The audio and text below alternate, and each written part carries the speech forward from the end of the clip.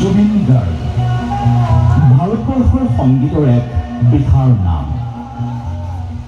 উত্তৰ পূৰ্বাঞ্চলৰ এক বলিষ্ঠ কণ্ঠ, অসমৰ শীৰ্ষতম জনপ্ৰিয় ব্যক্তিত্বৰ গৰাকী। জুবিন গাৰ্গ এটা নতুন যুগৰ স্ৰষ্টা, জুবিন যুগৰ স্ৰষ্টা। জুবিন গাৰ্গ এক সুৰীয় সত্তা, এক সুকীয়া সত্তা।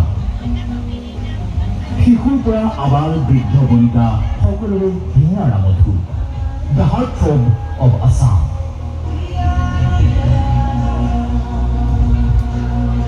অনামিকাৰ পৰা আৰম্ভ কৰি সংগীতৰ ভগৱান ঈশ্বৰ পুত্ৰৰ এই অশ্বমেধি যাত্ৰা।